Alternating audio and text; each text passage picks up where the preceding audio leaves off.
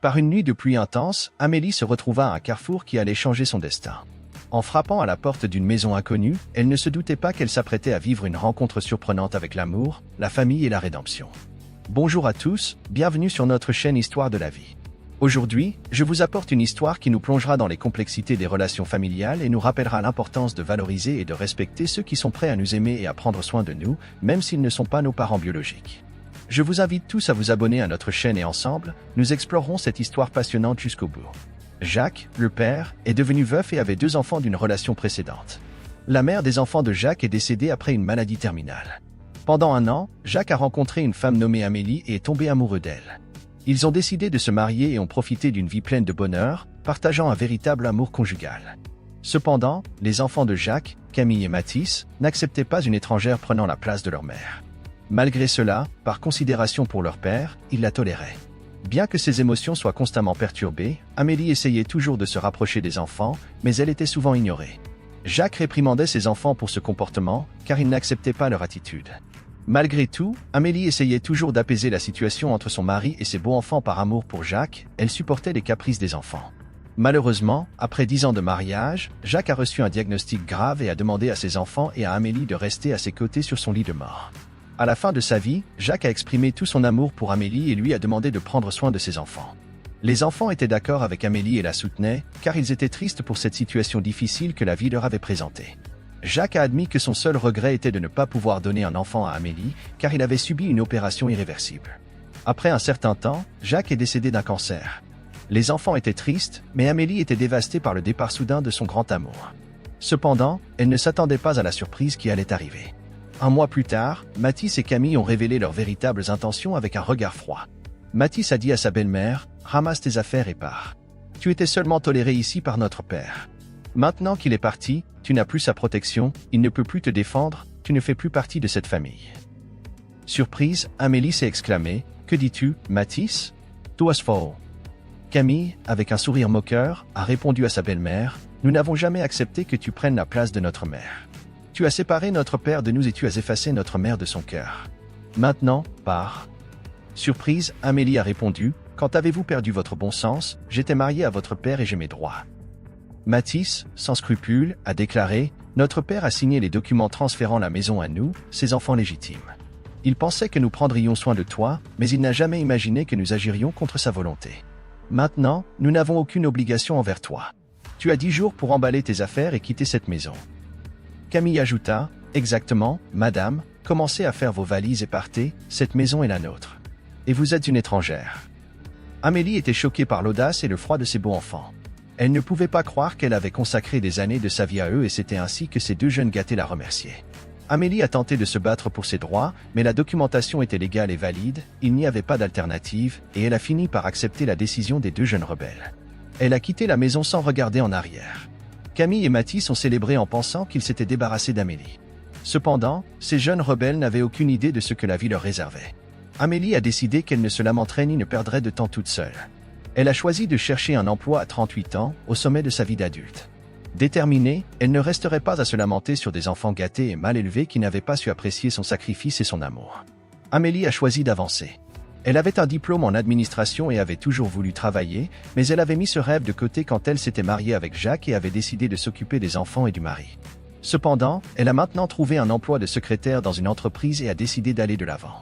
C'est alors qu'elle rencontra Étienne, le propriétaire de l'entreprise. Étienne était un homme mûr, élégant, séduisant et raffiné, âgé de 40 ans. Amélie travaillait comme secrétaire pour Étienne et, en voyant la femme mature, belle, intelligente et gentille, il lui a demandé de continuer à travailler tard dans son bureau. Cependant, derrière cette demande, Étienne avait la véritable intention de se rapprocher d'Amélie. Depuis qu'il l'avait vue, il avait commencé à avoir des sentiments pour elle. Bien qu'il n'ait jamais été marié ni n'ait eu d'enfant, non pas par manque de désir mais en raison de l'excès de travail et de la responsabilité envers l'entreprise, Étienne s'est rendu compte qu'il avait consacré la majeure partie de son temps uniquement au travail et à ses responsabilités professionnelles, et maintenant il aspirait à avoir une vie personnelle épanouie. Étant une personne riche et influente, il avait décidé qu'il voulait trouver l'amour, être heureux et fonder une famille. Enfin, ce moment était arrivé. À ce moment-là, Étienne a totalement donné son cœur à Amélie. Rassemblant son courage, il a décidé de l'inviter à aller au cinéma le soir et de passer un bon moment ensemble. Maintenant, il était libre et disponible. Amélie, excitée, a accepté l'invitation de son patron. Tous les deux se sont préparés et sont allés voir un bon film. Étienne voulait construire une amitié avec Amélie et il semblait qu'ils se comprenaient très bien. Alors que leur relation se développait, l'amour grandissait entre eux. Amélie partageait ouvertement sa vie, ne cachant rien. Elle mentionna qu'elle avait déjà été mariée auparavant, mais n'avait pas eu d'enfant, et que son mari était décédé d'une maladie grave. Elle avait pris soin de ses enfants comme s'ils étaient les siens. Mais ils avaient été ingrats et l'avaient expulsée de la maison sans rien offrir en retour. Étienne ressentit beaucoup de compassion pour Amélie et fut indigné par ses beaux enfants. Il lui dit avec tendresse, « Amélie, tu es une personne merveilleuse, incroyable. Tu as enduré tellement de choses à cause de ces deux jeunes ingrats qui n'ont pas su reconnaître la véritable valeur d'une mère. Sois assurée que ces jeunes ingrats feront encore face aux conséquences méritées dans la vie. Ce n'est pas une malédiction, c'est le destin, car les mauvaises actions reviennent toujours à celui qui les commet. » Amélie acquiesça, « Tu as raison, mon amour. Laissons le passé derrière nous et concentrons-nous uniquement sur nous deux, ma source de lumière. » Étienne sourit en réponse, « Oui, faisons cela, mon amour. Tu es aussi ma source de lumière. » Ils s'embrassèrent et s'enlacèrent. Après 3 ans de relation, Étienne décida d'organiser une fête dans son entreprise. À genoux devant Amélie en présence de ses collègues, il dit « Amélie, mon amour, acceptes-tu de m'épouser et de partager ta vie à mes côtés, de construire une famille ensemble et de devenir la femme la plus spéciale de mon existence ?» Amélie fut émue et surprise par la demande d'Étienne. Après 2 mois de préparatifs, ils célébrèrent un merveilleux mariage rempli d'amour et de bonheur. Leur union représentait un nouveau départ et la promesse d'un avenir radieux ensemble. Tous furent enchantés par ce couple de 40 ans qui avait trouvé l'amour. Pendant la célébration, ils impressionnèrent les invités avec une incroyable danse nuptiale. Peu de temps après, Amélie tomba enceinte, comblant de joie Étienne en devenant père à maturité. Amélie donna naissance à une adorable paire de jumeaux, apportant encore plus de bonheur et renforçant l'amour du couple. Maintenant, ils ont 2 nouvelles lumières dans leur vie. Ému, Étienne dit « Amélie, tu me rends si heureux. Tu es la femme de ma vie, sans toi, ma vie n'aurait pas de sens. Toi et nos enfants sont tout pour moi. » Amélie, avec un sourire radieux, répond « Allons vivre et être heureux, Étienne. Je t'aime aussi. » Amélie et Étienne travaillent ensemble et emmènent leurs enfants au bureau, restant unis et dévoués à leur amour. Ils s'aiment profondément et sont des parents extrêmement engagés envers leurs petits. Après 5 longues années, Amélie et Étienne sont à la maison, profitant d'une journée de congé avec les enfants. Soudain, quelqu'un frappe frénétiquement à la porte. Surpris, Amélie s'approche et en l'ouvrant, elle se retrouve face à 2 personnes du passé qui avaient été oubliées et disparues de leur vie. « Je suis né, Camille » apparaissent devant Amélie, évoquant d'anciens souvenirs. Tous 2 ont l'air malheureux, sales et épuisés. Surprise de les revoir à nouveau en sa présence, elle s'exclame indignée. « Vous 2 ici? Comment m'avez-vous trouvé? Et que désirez-vous? Je pensais ne plus jamais croiser vos visages, comment osez-vous vous approcher de moi de cette manière ?» Mathis, avec une expression gênée et timide, supplie « S'il te plaît, nous avons besoin de ton aide, maman. Nous avons perdu notre maison après avoir contracté un prêt exorbitant à la banque. Nous ne pouvons pas payer les intérêts, ils se sont accumulés et nous avons tout perdu. Nous n'avons nulle part où aller. Pourrais-tu nous aider ?» Camille ajoute timidement « Nous sommes submergés par les dettes et avons tout perdu. Tu es notre seule chance, tu es notre mère. » Entendant Mathis l'appeler maman après tout ce temps sans avoir entendu ce mot d'eux, Amélie ressent un mélange d'indignation et de douleur. Elle répond « Comment osez-vous m'appeler mère après tout ce que vous avez fait?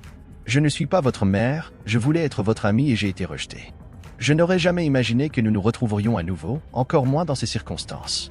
Vous êtes 2 ratés. » Étienne, qui était accompagné de ses enfants, entendit la dispute entre Amélie et les 2 jeunes. Il s'approcha de la porte et demanda « Chérie, que se passe-t-il et qui sont ces 2 personnes ?» Amélie répondit à son époux Étienne « Mon amour, te souviens-tu quand je t'ai parlé de mon mariage précédent et comment mon mari avait 2 enfants qui m'ont expulsé de la maison?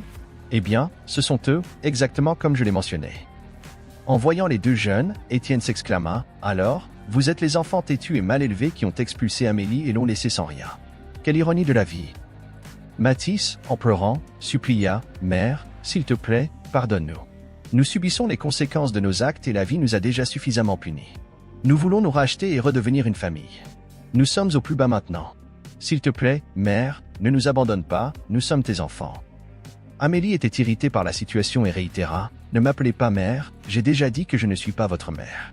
Maintenant, j'ai mes propres enfants parce que je me suis mariée avec un homme incroyable et j'ai construit ma propre famille. Vous n'êtes que des beaux enfants. Je voulais vous considérer comme les miens, mais vous m'avez rejeté. Je ne veux plus vous avoir dans ma vie. Cependant, par respect pour feu mon mari Jacques, qui a toujours été gentil avec moi et m'a aimé inconditionnellement jusqu'à la fin de ses jours, je vous suggérerais de travailler dans le jardin d'une amie à moi. » Les 2 jeunes ont essayé de se faire pardonner de différentes manières, mais n'ont pas trouvé de solution. Pendant un moment, Amélie a réfléchi et a dit « Je peux vous pardonner, car je ne veux pas garder de rancune dans mon cœur. Cependant, permettre que vous reveniez dans ma vie est hors de question. J'ai déjà construit ma propre vie, faites de même avec la vôtre. » Étienne ajouta « Vous êtes jeune, vous avez pris vos décisions et vous devez en assumer les conséquences. Je vous donnerai l'adresse de l'ami de ma femme et un peu d'argent pour que vous puissiez vous débrouiller pendant un certain temps. Ne réapparaissez pas ici. Je ne veux pas que ces beaux enfants perturbent notre porte. » Je suis né, Camille. Les deux jeunes se sentaient très tristes et regrettaient l'attitude de leur belle-mère en les expulsant de chez eux.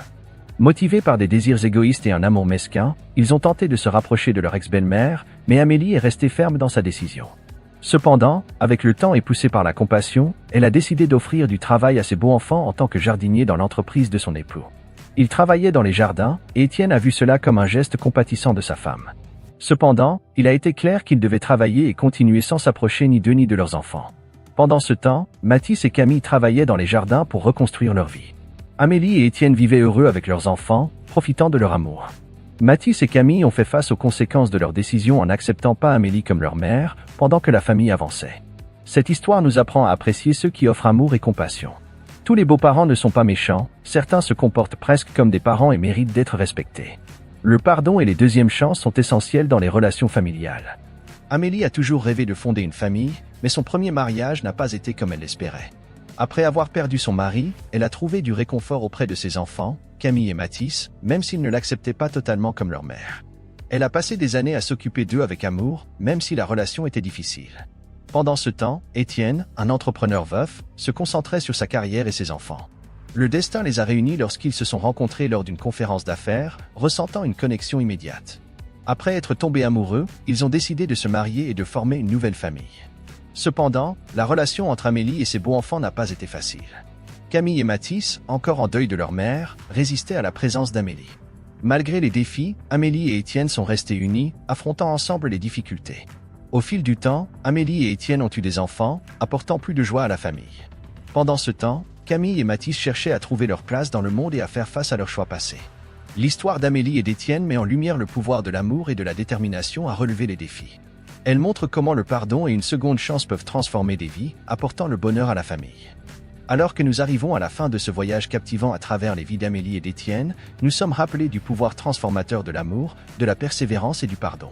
Leurs histoires nous inspirent à affronter les défis de la vie avec courage et détermination, cherchant toujours le chemin de la compassion et de la compréhension.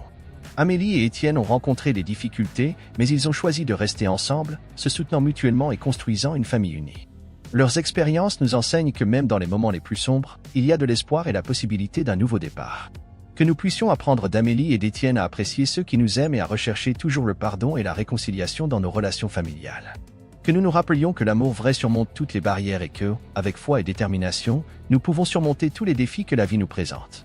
Nous vous remercions de nous avoir accompagnés dans ce voyage et nous vous invitons à continuer à explorer des histoires inspirantes avec nous sur notre chaîne Histoire de la vie.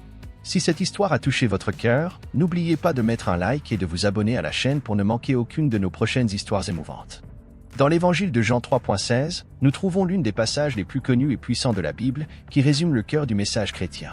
Car Dieu a tant aimé le monde qu'il a donné son Fils unique, afin que quiconque croit en lui ne périsse pas, mais qu'il ait la vie éternelle. Ces paroles nous rappellent l'amour incomparable de Dieu pour toute l'humanité, démontré à travers le sacrifice de son propre Fils, Jésus-Christ. Ce verset nous invite à croire en Jésus comme notre sauveur personnel, en lui faisant confiance pour son sacrifice sur la croix pour nous racheter de nos péchés et nous offrir la vie éternelle. En acceptant Jésus comme notre sauveur et Seigneur, nous recevons le don du salut et de la vie éternelle. Nous sommes réconciliés avec Dieu et recevons le don du Saint-Esprit, qui nous habilite à vivre une vie transformée par l'amour et la grâce de Dieu. Je vous invite donc à réfléchir à ces paroles et à considérer le sens profond de l'amour de Dieu pour vous. Que vous puissiez ouvrir votre cœur à Jésus-Christ, en l'acceptant comme le seul et unique sauveur de votre vie, et en expérimentant le vrai amour et la paix qu'il peut offrir.